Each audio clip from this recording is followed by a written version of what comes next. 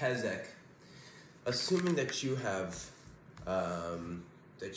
decent sleep, decent nutrition, you know, the self-talk in your, like, the relationships in your life are decent, right? Let's assume those things for now, and let's say, what does he say?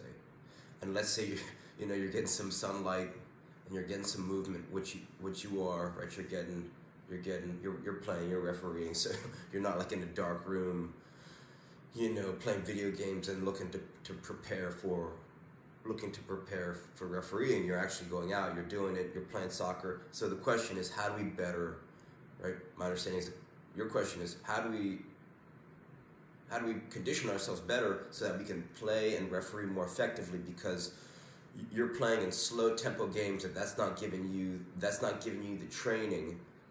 So I guess this is a bit of a logistics question, right? How do we fit in an effortless and time efficient training schedule with refereeing going on and also playing going on? So it sounds like you maybe have a little bit time restriction. You're gonna start with fundamentals. So breathing. They say if you've never been taught how to formally breathe, you might want to check out this this lady. Her name is Dr. Vranich. It's a TED Talk. It's called How to Breathe, and you could do this test so we don't waste your time. Take a deep breath. After you took that deep breath, if your shoulders rose, then you might want to check out this video. So again, it's Vranich, Dr. Vranich, and not only will this belly breathing technique teach you how to use less energy while breathing, which is going to improve your stamina and endurance, it's also going to allow you to be calmer in high pressure situations on and off the field. And this is great when you know, kids are getting heated, or you know, there's a lot of heat going around in a game. You know, soccer games get quite passionate, to say the least. And then, you know, in life there's, you know, there's people who can lose your cool, and if you don't keep your cool, then it's easy to get, when someone else loses their cool, sometimes it's hard to keep your cool, right? So this is something that's really going to help and has really helped me change my life. It's like the one thing, it's one of two things that I wish I learned 27 years ago before I started playing, that really has helped me significantly improve the quality of not only my play, have more fun playing, but also the quality of my life. So that is super important. Another tool that's quite effortless is called an RMT rope, and the reason why you might want to invest in one or make one, right? It's just a length of rope as long as you are tall, right? And the reason why it's so powerful is because it helps.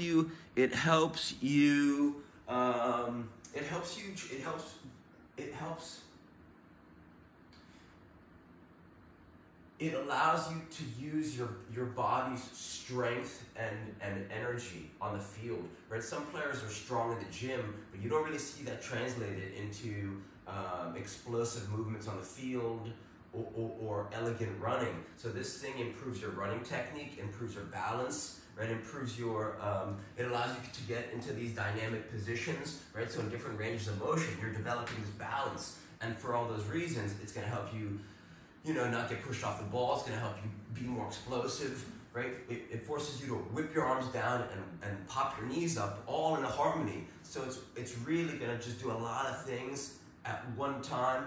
And it's so profound, yet so simple. And this is something that no one's really talking about, right? It's just a piece of rope. You could buy one online. Just search RMT rope, but I think it's more fun to make them, because then you could start to share them with your friends. You can customize it to your own personal height. Some people like handles, right? Some people like to make knots and make handles. Some people like the challenge of the finger grips. So there's a lot of variations. And the guy who invented this, his name is David Weck, W-E-C-K. So you could search RMT ropes plus David Weck, and he'll share more with it about you, the mechanics, maybe some science behind it. But it's just made me, it's like having a soccer gym at your fingertips for less than $10. This is a great warm-up, you know, before you referee. This is a great warm-up before you play, if you're a golfer, I gave one of these to my buddy who plays golf. He said it took 3 strokes. It took 3 strokes off his game because it helps you pivot your feet. It's going to help with, it's going to help you. This is called the dragon roll, right? So it's going to help you just be more aware of your body and time and space. That's proprioception, right? So, and it also helps you, right? Since your body's connected from fingers to toes, it helps you understand how your hands and your feet, it's almost like it helps your hands and your feet talk together, right? So for all those reasons, I mean, it's just, I'm 10 times the player I was 13 years ago playing D1 soccer. I'm 10 times a better player now, and this is one of the reasons, and that Dr. Branich video, that's number 2.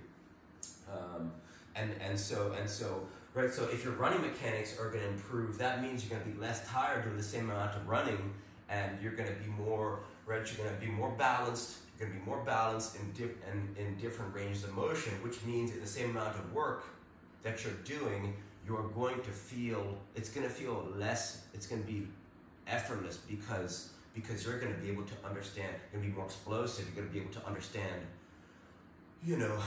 like you can just start to control your body more effortlessly, like on the field. So for those reasons, $10 you make one at your local hardware store, man, you'll never look back.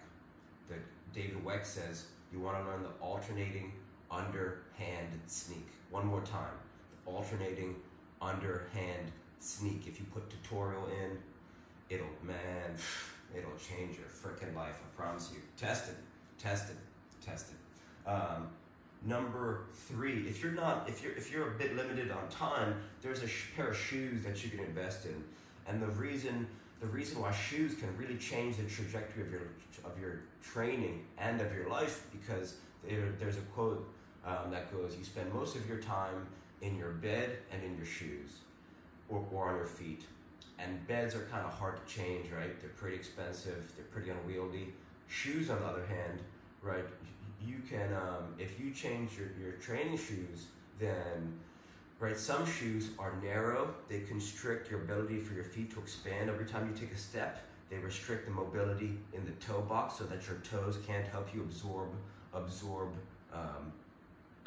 shock and make it so that your toes have less mobility. And they also restrict range of motion in the ankle. They elevate your heel. There's a big heel drop, so you have restricted range of motion in your ankle. So the shoes I've fallen in love with these days, they're called xeroshoes.com. Xeroshoes.com. And the reason why I love them is not only because they're a high quality minimalist shoe. I've got through 2 different shoes. Each pair has lasted me, man, I beat those things up. They've lasted me a really long time. One was a pair of sandals from them, which were excellent. I would wear those things all day, every day, everywhere, if I could. The second, a pair of shoes. I like them because I love them because they look like some pairs of shoes that you would go out to have a nice dinner in, right? Some minimalist shoes, they kind of, the Vibrams have the toe shoes, like you're not gonna go, like, they look kind of goofy, right? So these shoes, they don't look goofy, they look like a nice quality pair of shoes. There's some shoes, there's some boots, there's almost some hiking style boots, so they got a lot of options. So that's something that, I mean, the first time I wore a pair of minimalist shoes and I went for a jog on a treadmill, my calves were so sore the next day that I could hardly walk.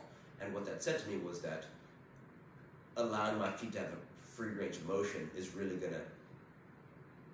minimalist shoes can make a huge impact. So again, the same amount of training, whatever you're doing, or think about it this way, each step you take, depending on your shoes, will make you weaker or they'll make you stronger. You want a pair of shoes that makes you stronger with each step. It's almost like it'd be silly not to, because you're losing out on the gains that each step you take. So you really want to capitalize, especially for your sake, if you're time limited, and if you're time limited for the amount of time that you have to train. I think that's such a low effort way to get huge results. The fourth way, and I don't know if this is relevant, just having a bicycle. you know, just cruising around on a bicycle just gives you so much joy. Maybe that might not be possible because your work or your school or your games, your practices or your training is like too far away. But I think that's a low effort way that can and it's so simple too, right? Save money, feel great, and get some exercise. Bicycle. Let's give you a quick one before we run out of time. Underground secrets to faster running. There's an ab exercise, it's called the torture twist. You want to learn all the different variations, so you could do it at home, you could do it at the gym, right? You could do the same exercise with a lot of different tools. So understanding all the different variations will really allow you to capitalize. Some players got strong legs, but that doesn't turn into improved speed or strength on the field because they bleed energy out of the obliques. So the torture twist is an oblique focused core exercise that's really going to help you run faster and or jump higher, right? Anything that can help you run faster will make you jump higher and vice versa. So this ab exercise is fuck over time.